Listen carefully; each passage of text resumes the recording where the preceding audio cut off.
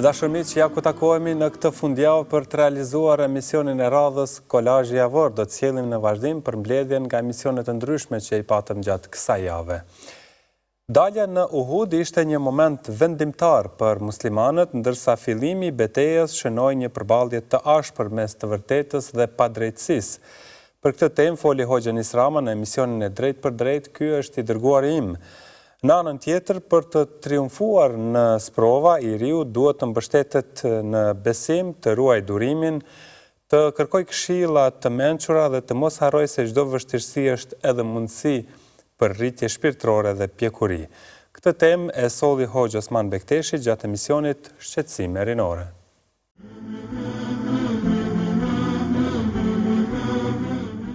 U nisën për në Uhud dhe transmetimet flasin se numri i ushtarëve që ishin të radhitur pas Muhamedit alayhi salatu wasallam ishte afër 1000 ushtar. 1000 ushtar.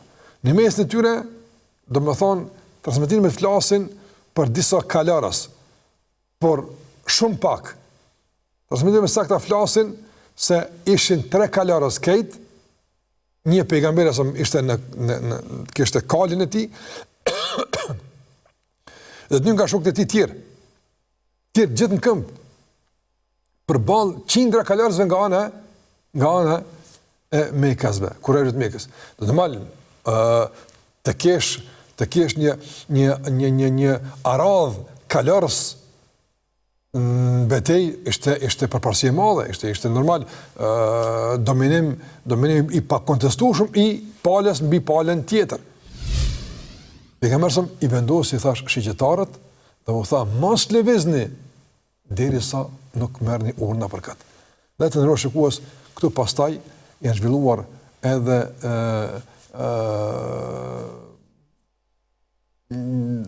para lufta, grupe janë sulmu, derisa realisht lufta e ka marrë forcën e vet, e ka marrë goditin e vet, është luftu në gjitha frontet, gjitha anët është luftu.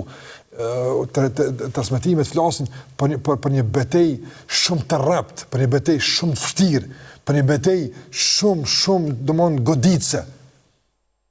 Nga se ata ishin nga Mekja të mllefosur, me plot urrëtie.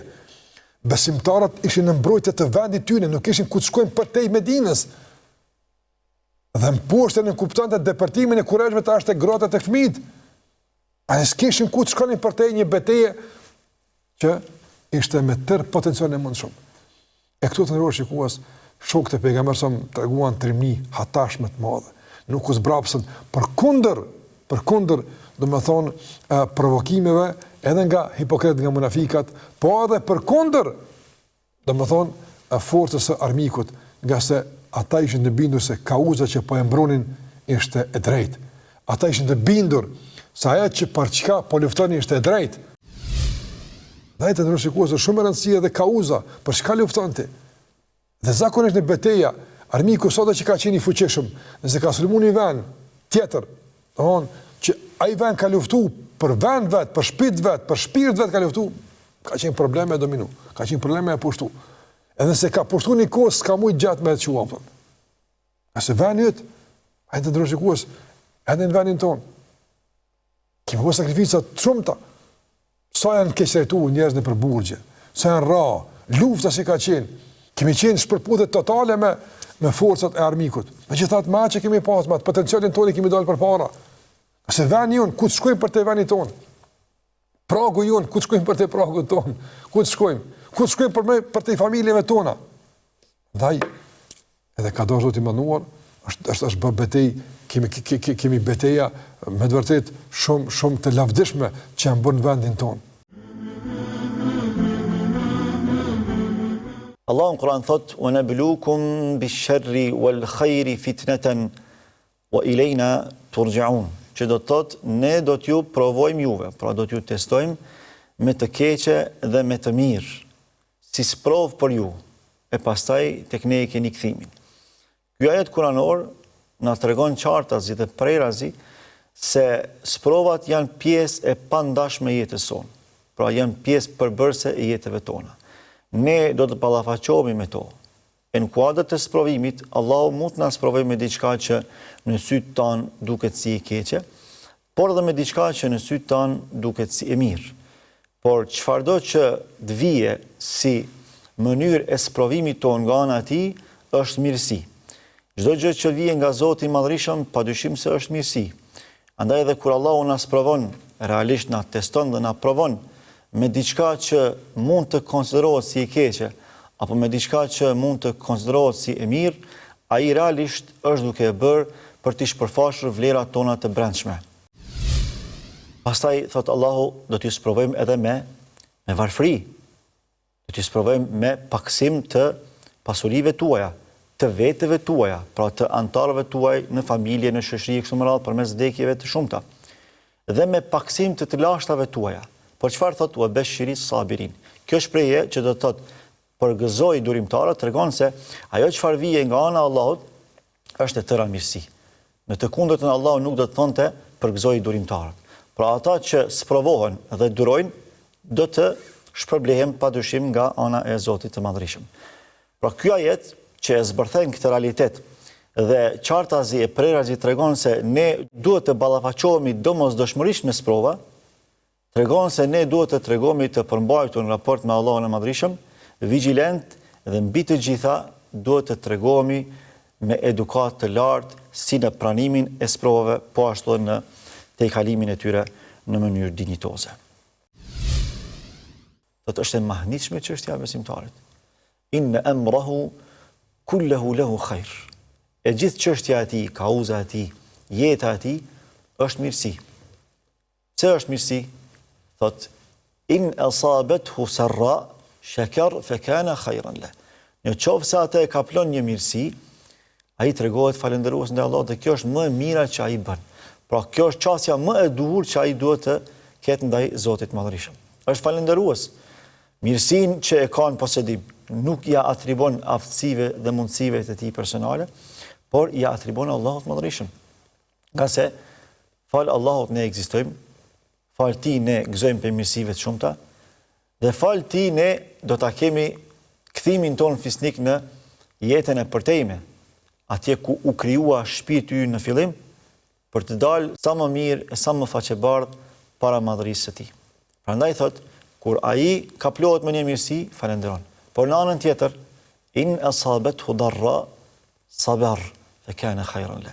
Nëse atë godet ndonjë fatkeqësi, ndonjë sprov, ai tregohet i durueshëm dhe kjo është më e mira që ai duhet bëj.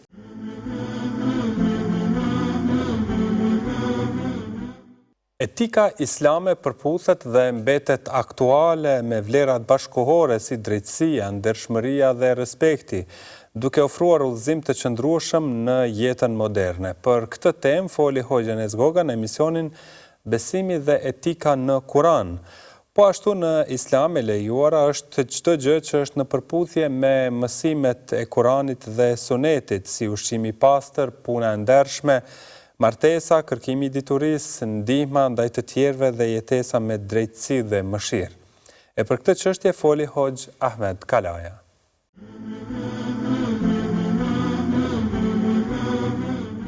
Mund të themi pa ndonjë hezitim që epokën tonë dhe shekullin 21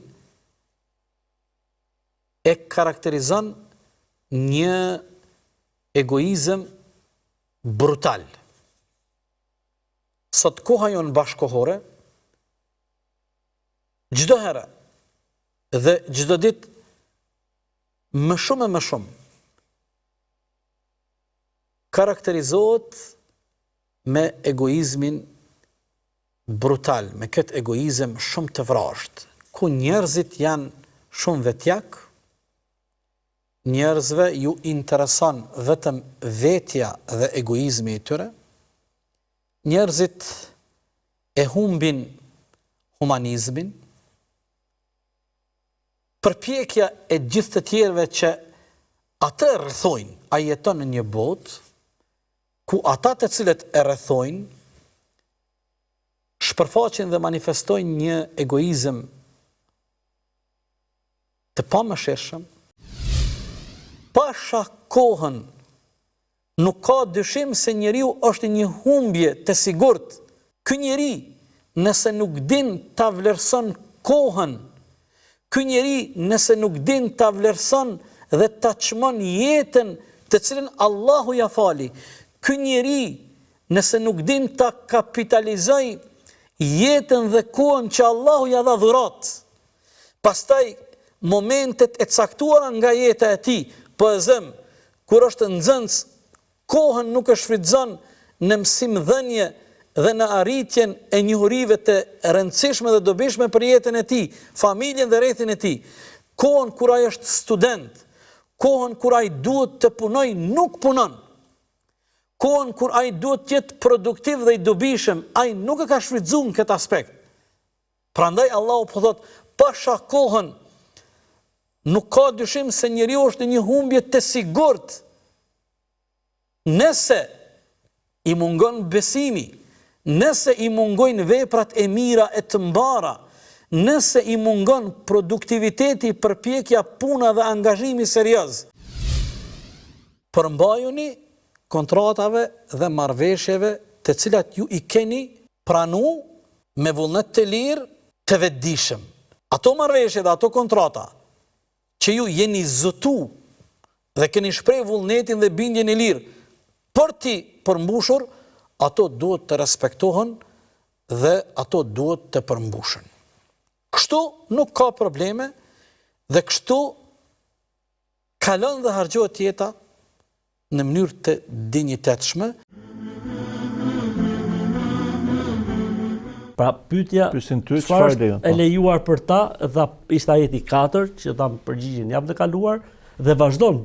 Çfarë është lejuar për ta? Gjithashtu, thuaj o Muhammed, sot janë lejuar të gjitha të mira. Çdo gjë që është e mirë është halal. Çdo gjë që është e shëndetshme është halal. Çdo gjë që nuk dëmton është halal. Prej gjërave që janë lejuar gjithashtu është që të ushqeheni me ushqimin e hitarëve të librit. Pse? Sepse ne kemi atë kriterin e halalit. Do të thonë një mish që të hahet duhet të jetë halal. Atëherë kur quhet mishi halal? Mishi halal quhet kur ata e therr një musliman, ose e therr një krishter, ose e therr një hebre, sipas Islamit. Pra nëse një ateist therr mish, për ne nuk është halal. Nëse një pagan therr mish, nuk është halal. Nëse agnostik therr kurban, për shembull, therr diçka, për ne nuk është halal. Që quhet mishi halal në Islam duhet të jetë therrësi i këtij kurbani, me bismillah. Duhet të jetë musliman, ose i krishter, ose duhet të jetë hebre. Kudo që ka pas musliman vërtet që kanë jetuar Islamin e vërtet, faktikisht nuk është sa ka pas ndonjëherë alergji pse fëmijë i tij ishte i krishter apo pse fëmijë i tij ishte hebre.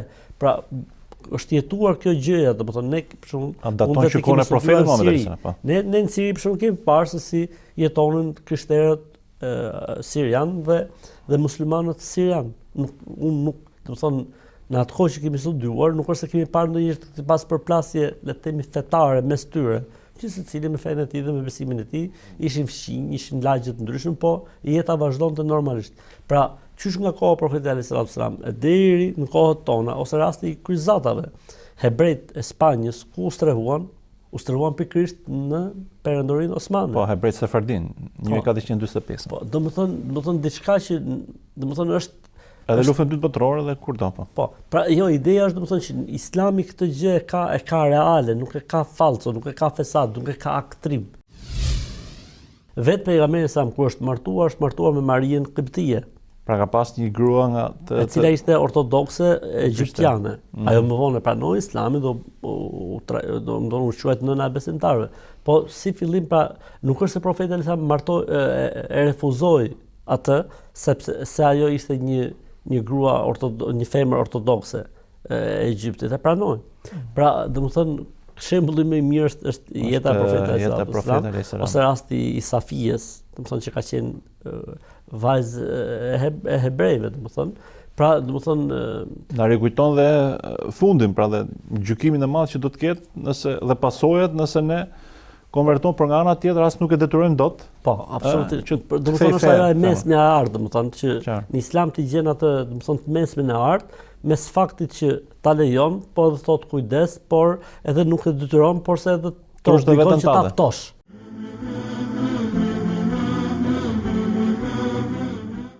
Dashur miq, po shoqëroni me emisionin Kolazhi Javor, vijojmë tani me emisionin e përjavshëm Këndvështrim dhe Ilir Ademin, i cili me të ftuarin e tij të radhës solli një temë tjetër. Ndërkohë, lutja është një akt adhurimi dhe lidhje drejt për drejt me Allahun, ku besimtari shpreh falenderimin, kërkon udhëzim, falje dhe mëshirë, duke forcuar besimin dhe paqen shpirtërore. Për lutjen kemi folur me Hoxhën Fitim Gërguri në emisionin Kështu ishin të parët tanë.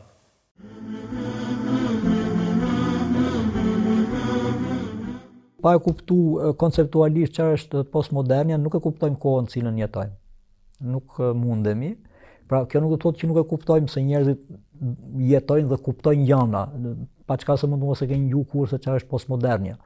Po nuk e kuptojmë në kuptimin e thellësisë dhe të obligimit fetar që kemi, që kuptimi jonë për realitetin të jetë udhërrëfys për njerëzit në përgjithësi, për xhamatin në veçanti, po edhe për shoqërinë tërësi.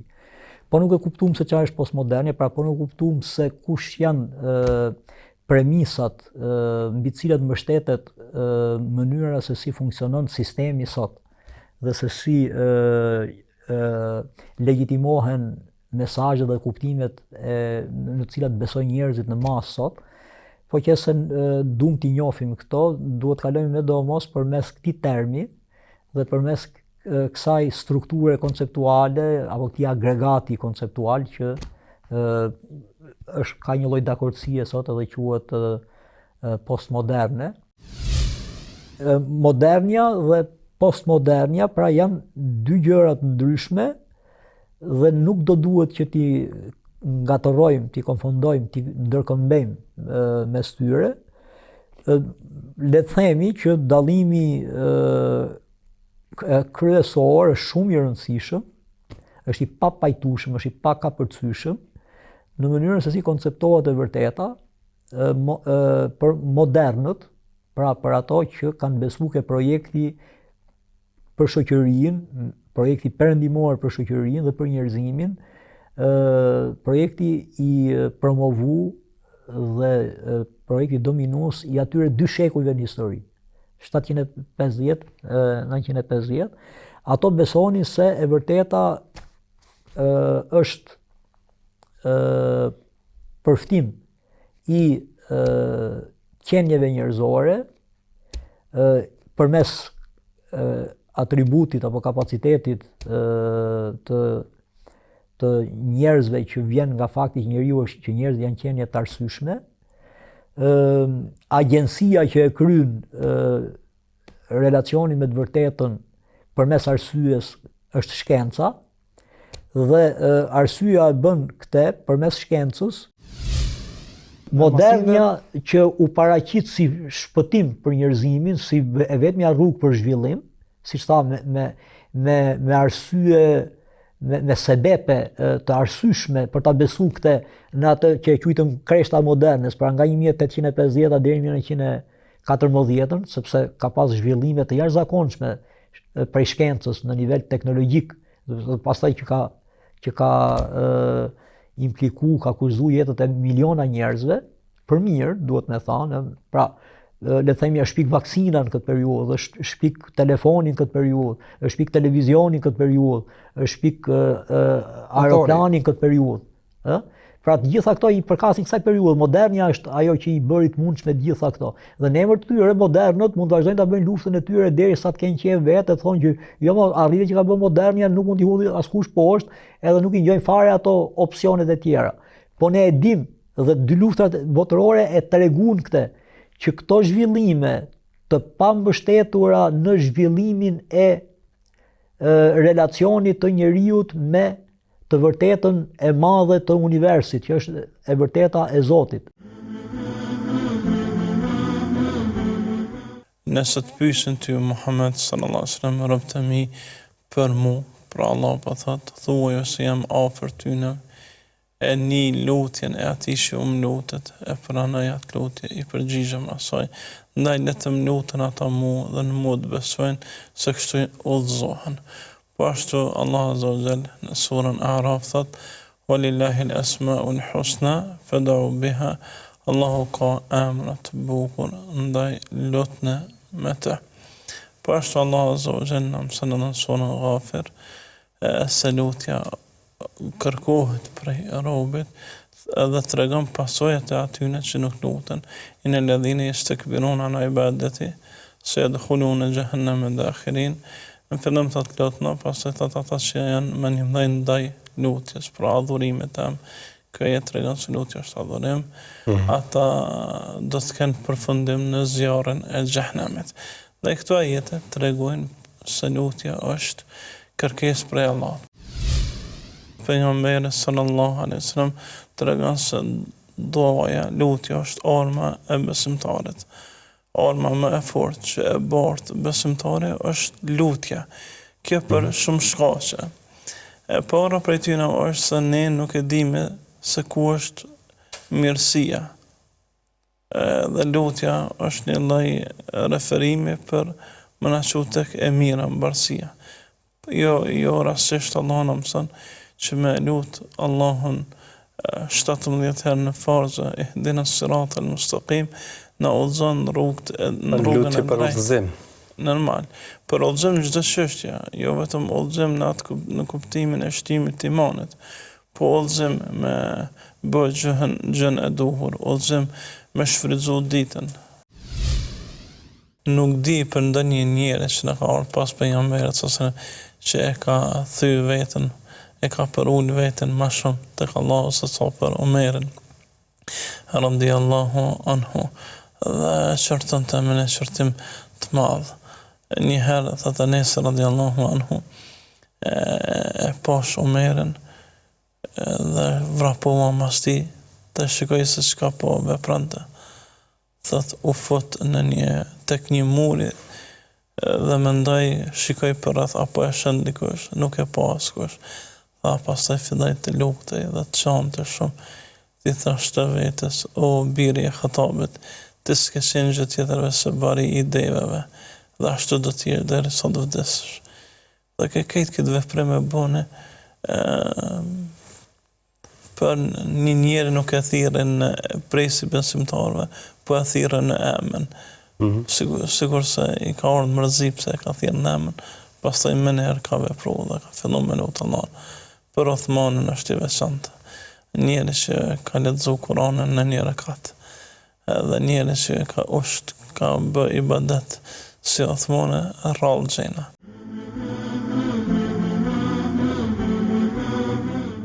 Vijojmë tani me emisionin e drejt për drejt të Sahetës Mbrëma e thënë pa thënë, aty ku si çdo javë edhe kësaj radhe Hoxha Ekrem Avdiu solli këshilla të veçanta përmes këtij emisioni, ndërsa Hoxha Elbasan Zani në emisionin Më trego për Islamin sqaroi se pozita e Muhamedit a.s. në shahadet është thelbësore, pasi ai pranohet si dërguar i fundit i Allahut dhe pasimi i tij është kusht për besim të plot dhe shpëtim.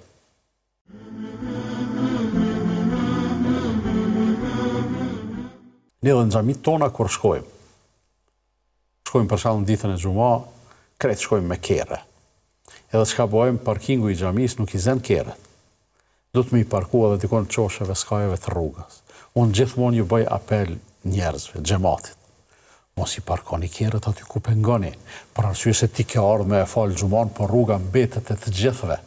Rruga është pronë edhe e drejtë e lëvizjes edhe për ata që s'falen, që ashtu që është për ty që vjen në xhami. Pra feja duhet zbatohet edhe në rrugë, edhe në shtëpi, edhe në treg. Padyshim, ku do të jetë? edhe feja duhet zbatohet madje, derisa jemi këtu, duhet zbatohet edhe aty ku të bjen mirë, ku ta ofron komoditetin, se mundet me të bëti dikush pyetje po. Zhvende, a është e lejume me shku me kerr në xhami? Po marrë qysh është e lejume? Por nëse s'ki ku me parku kerrin nga xhamis, leje larg e hec në kom. Amo nuk është e lejume ti me shku deri te dera e xhamis e koishis xhamis mi janë zonë rrugën. Janë të pandashme, esenca edhe forma, ose përmbajtja edhe pamja, e brendshmja edhe e jashtmja. Nuk e eliminohen, mirë po nëse dohet me bë renditje, pra jo me eliminu. Cila duhet jetë e para? E para është e brendshmja. Përmbajtja. Përmbajtja, po esenca. Besimi, bindja, ajo që ndin ti në shpirt. Për arsye se nëse kjo mungon, atëherë kemi hipokrizi. Po nëse kjo është evidente, e forma mungon, prap kemi defekt. Se kemi pretendim të besimit, ndërsa Islami është aq i veçantë në konceptimin e besimit, saqë nuk e pranon besimin thjesht vetëm si bindje të brendshme, por gjithsesi insiston që ai besim të manifestohet në praktikë. Jeta në përgjithësi, folëm për relacionet edhe për marrëdhëniet, ekonomia, relacionet ndërnjerëzore deri te ato që sot quhen marrëdhënie ndërkombëtare. Politika, geopolitika, të gjitha këto janë të, domethënë ka shumë gjyqësore, drejtësia. Në të gjitha këto ka Islami e ka një ofertë. E dikush mund të thotë që ka mundësi një Kur'an i cili ka zbrit ose është shpall ose dikush thotë është shkru para 1400 vjetësh, me konë interesant edhe aktual me ofertën e tij edhe sot, po padyshim unë e them me përgjegjësi të plotë. Ja, hajde të sfidohemi. Hajde, unë jam gjendje, kush do që e ka një pyetje me thonë, a thot diçka Islami për ekonominë? Unë ekonomist nuk jam. Madje nuk jam njës i mirë asaj asaj që quhet ekonomi islame.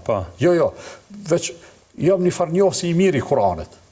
Edhe kush don le të më thot, çka thot Islami për ekonominë, kam i kallëzu. Çka thot për shkencën i tregoj, çka thot për lidhjet farifisnore i tregoj, çka thot për psikologjinë njerëzore i tregoj, çka thot për luftën edhe paqen, edhe për atë i tregoj. Muhammedun Rasulullah. Muhamedi është rob dhe i dërguar i Zotit. Pra secili prej neve jemi të obliguar që ta pranojmë dhe ta besojmë pjesën e dytë të shahadetit, që është dhe se Muhamedi alayhis salam dëshmoi me zemër dhe me gjuhë dhe me vepra se Muhamedi alayhis salatu wassalam është rob dhe i dërguar i Allahut Azza wa Jall. Për këtë arsye shtrohet pyetja vallë, kush ishte ky njeri? Pse aq shumë e pasojnë sot njerëzit? Pse në çdo periudhë prej periudhave kohore, në çdo shoqëri prej shoqërive, në çdo etni prej etnive, në çdo racë prej racave, në çdo ngjyrë prej ngjyrave të njerëzve, kemi çdo ditë, në çdo sekond, në çdo moment, të cilët e duan, të cilët fasionohen me jetën e tij, me veprimtarinë e tij dhe me personalitetin e këtij njeriu.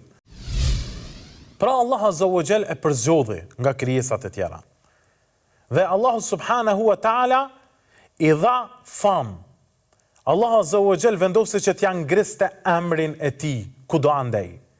Allah Azza wa Jall i premtoi duke i thënë: "Wa rafa'na laka dhikrak."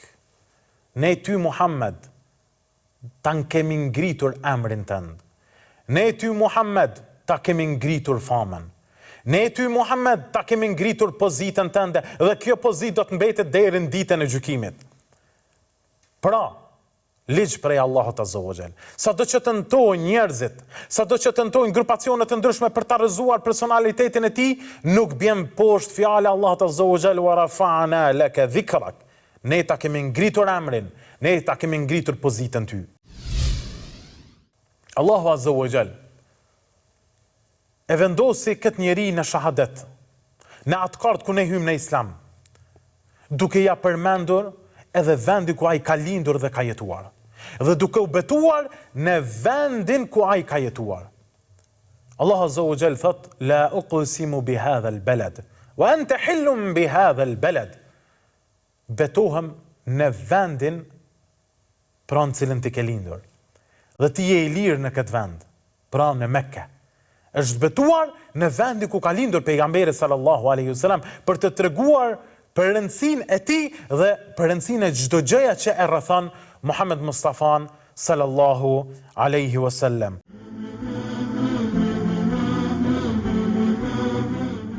Rruga për në haxh është ibadet i madh që pastron besimtarin nga mëkatet, forcon imanin dhe bashkon umetin. Në prag të nisjes së haxhilerëve nga Kosova për në haxh, folëm për këtë temë në emisionin Këndi i diskutimit me Hoxhën Blerim Musliu. Ndërsa profetët kaluan sprovat me durim dhe besim të plot, duke përballuar vështirësitë dhe sfidat që Allahu dërgoi për të forcuar misionin e tyre dhe për t'i treguar njerëzve rrugën e drejtë. Kështu theksoi Hoxh Muhamet Dërmaku në emisionin Popujt e Kuranit.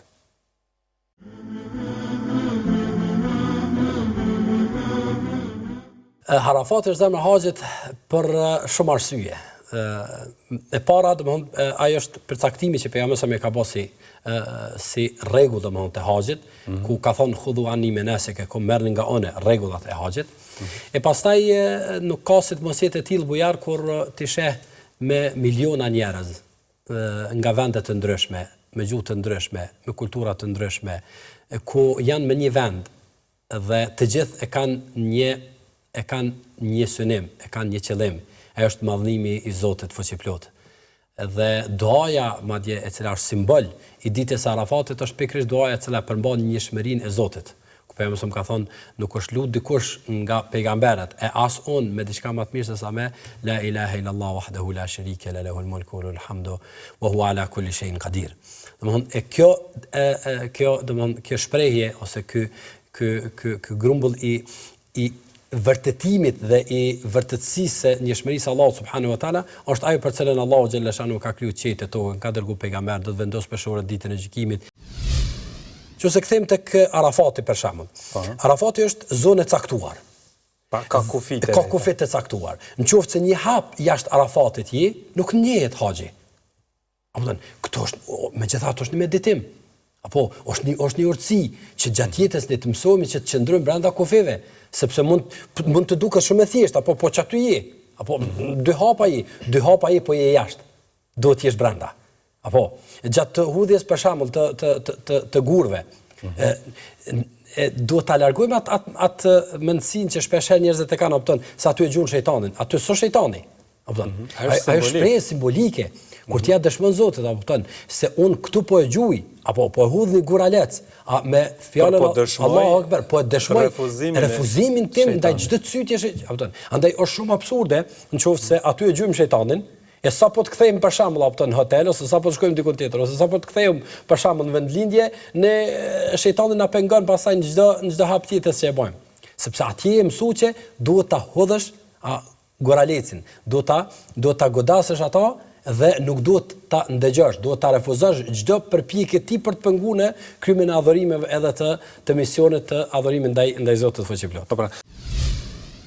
Mendoj se një projekt i secilit prej neve ku do të ndaj qoftë shumë simbolike, por do ta vendos anash dikon për njetin dhe synimin dhe qëllimin e kryerjes së haxhit nga ai moment. Ai ka filluar të përjetoj, ka filluar rrugtimin, ka filluar përjetimin, ka filluar shpërblimin e përjetimit të haxhit. Dhe unë jam i bindur që nuk ka dikush që ka filluar përveç se Allahu ja ka lehtësuar. Këto kam bindje, madje edhe për përvojave, edhe personale, edhe të ndëgjuara. Kjo shumë e rëndësishme. Mbi krejt këtë nuk ka nis dikush që të grumbulloj pasuri, apo që të shkojnë haxh.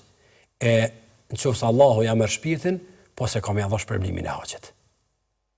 E mendoj se kjo është ajo begatia dhe madhështia e jashtëzakonshme e mësimeve të fesë dhe e njohjes tonë ndaj Zotit. Allahu xhalla xhelaluhu i kishte sprovuar profetet me sprova të ndryshme dhe ajo i ishte rrëfyr e tëra edhe vetë Muhammedit sallallahu alaihi wasallam. Kedhalike linuthabbita bihi fuadak. Ne ty të rrëfejmë o Muhammed për rrëfimet dhe narracionet e pararendësve tu prej qetës së profetëve për të forcuar zemrën tënde, për të treguar se si ata janë sprovuar direkt, për të treguar se si ata kanë pasur një jetë krejtësisht njerëzore dhe të rëndomt karshi fenomeneve të ndryshme dhe se si ata po ashtu kanë triumfuar. Pra, jo vetëm ti po sprovohesh eventualisht, por të dish se edhe të tjerët para te janë sprovuar. Dhe jo vetëm kaq, ta dish se sprova nuk i ka shkatruar pretendimet e tyre. Pra, nuk janë profetët që janë tërhequr nga thirrja. Edhe t'jesh profet edhe t'jesh i sëmur, madje t'jesh i sëmur e të mos jesh në gjendje të performosh detyrën tënde të misionit thirrjes, të detyrohesh të mbetesh i shtrirë në mënyrë të vazhdueshme, të kesh smundje të rëndë, derisa të provokohesh jo vetëm ti vetë, por e gjithë ai grumbull i njerëzve që i kanë besuar më herët, të futet dyshimi edhe tek ata se ky po të ishte në të vërtet profet, sigurisht do ta kishte gjendje dhe hallin më të mirë, do të ishte më i trajtuar mirë. E kuptojmë smundjen, e kuptojmë që është njeri, por jo deri në këtë pas sa të paaftësohet misioni i tij thirrjes. Pra, aludojmë këtu te Ejubi a.s. Ne në fakt rrëfimet më të mira pra i kemi këto në Kur'an, e nuk do me thonë se vetëm Ejubi a.s. ka qenë i sprovuar me çështje shëndetësore. Allahu kur e përmend Jakubin a.s. e përmend po ashtu, se kur i mlodhi Jakubi a.s. fëmijët e tij, pasardhësit e tij, bëri këtë pyetje, çfarë do të adhuroni ju pas meje? Nuk ishte se kishte prish punën me Zotin, raportin me Zotin. Të thuhet se ma mori Jusufin, tash unë po të adhuroj ty. Pra, nuk mund të imagjinohet sa ishte dashuria e tij e madhe. Jusufi ishte shumë i pashëm, shumë i bukur, shumë simpatik. E donin edhe të tjerët, e donin të gjithë. Nuk mund të imagjinohej pra ky Jusufi a.s. një ditë prej ditëve të ishte nga ata që e ka hëngur ujku. Mirë po, sabri i madh, durimi i madh i Jakubit a.s. e bëri që të jetë ngjarja krejtësisht ndryshe.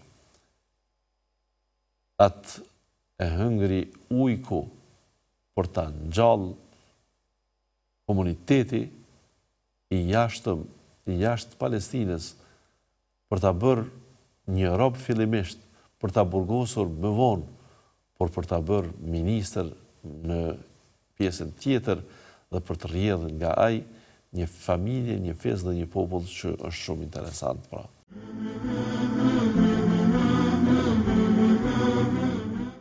Ku i kemi lënë zemrat, apo i mbajmë ato të hapura ndaj mirësisë, besimit dhe mëshirës, apo i kemi mbyllur me egoizëm, indiferencë dhe shpërfillje ndaj vlerave të rëndësishme në jetën tonë. Kjo ishte tema që sollën këtë javë Sali Berisha dhe Hoxh Bleri Musliu, ndërsa rrëfimin e radhës e solli Hoxh Burhan Fili në emisionin e kësaj jave me librin.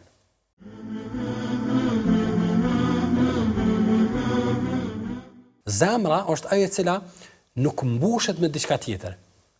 Zemra nuk ushqet, zemra nuk mund të ushqen pasuri. Zemra nuk mund të ushqen pushtet. Zemra nuk mund të ushqen, domethënë harame. Zemra s'u ushqen as për shembull as pije, as ushqim, as ndëgjim, as argëtim, as defrim, as shëtitje, çkado që njeriu përjeton, zemra nuk e mbush. E mbush pjesë tjera. Po, e mbush gjepin, po, e mbush pasuni, e mbush veshin, e mbush syrin, e mbush pjesë tjera trupit. Ama zemra mbetet e veçantë sepse është e Allahut subhanahu wa taala. Andaj Allahu xhallahu ka thonë për veten e tij, yahulu baina al-mar'i wa qalbi. Është vetëm Allahu subhanahu wa taala ai i cili depërton thellë dhe ndikon dhe hyn mes njeriut edhe zemrës së tij, mes robit edhe zemrës së tij. Askush tjetër në botë nuk ka mundësi të ndikimit në zemër. Robrusit e zemrës sot faktikisht janë shumë. Dhe mjafton njeriu ta rishikojë zemrën e tij. A kanë pasur problemet e tilla edhe në kohën e sahabëve? E tash pyetja shumë e vend, para se dalim ndoshta tek ajo se po na robron. A kanë pasur sahabët problem? Domthonë, nëse kthejmë tek ajo që përmendëm, sahabët s'kan pas vetur, s'kan pas internet, s'kan pas zhvillim, s'kan pas rrjete sociale, s'kan pas shumë mundësi të cilat na sot i kemi. Ai bie që ata janë kanë të pa presion, ai bie që ata janë kanë jo, sepse armiku i njeriu, shejtani, me krejt shërptorët e tij prej njerëzve, betejën e tyre asnjëherë nuk i kanë shpall armpushim njeriut. Asnjëherë.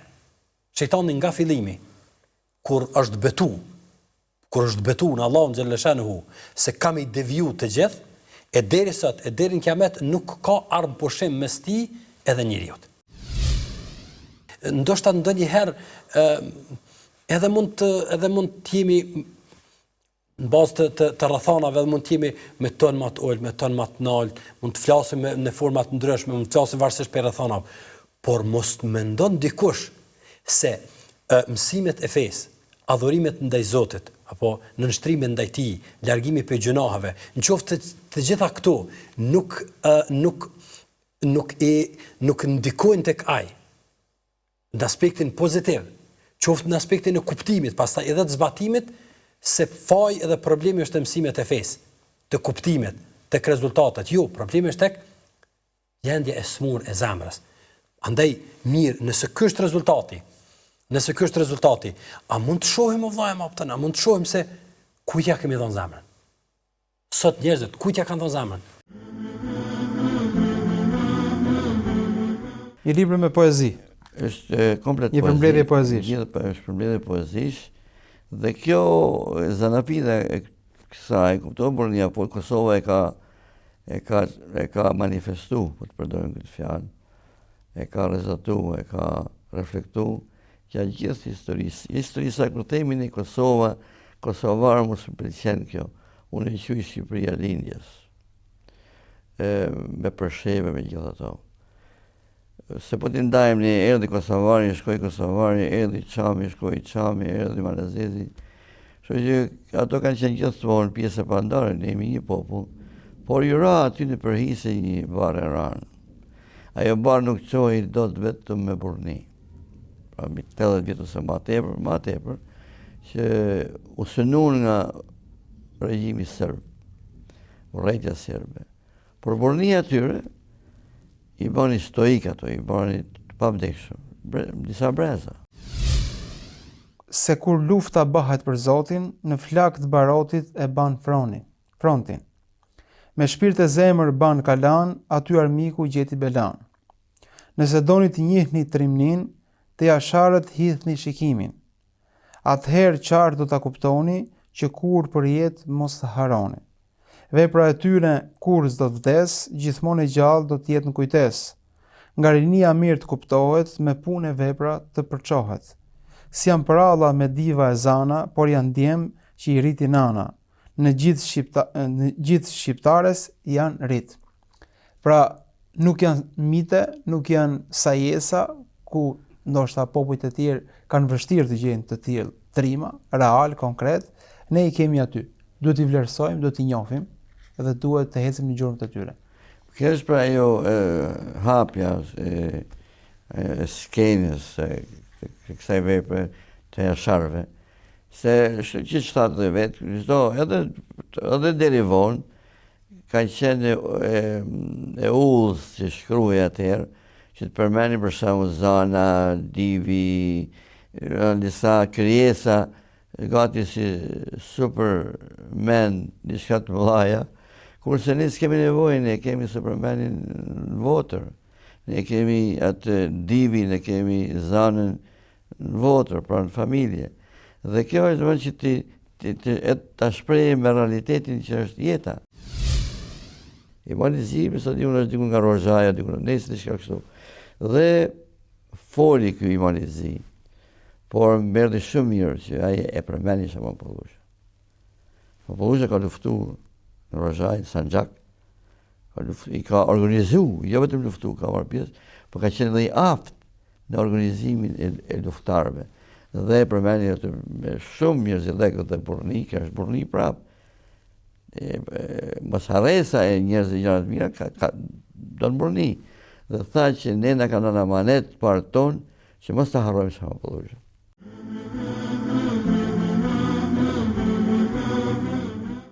Të dashur miq, kështu ne arritëm në fund të takimit të sotëm përmes këtij emisioni, pra përmes kolazhit javor dhe sollëm për mbledhjen për gjitha ato emisione dhe tematika që ishin realizuar gjatë kësaj jave. Faleminderit shumë që na ndoqët. Mirëmbëjtje.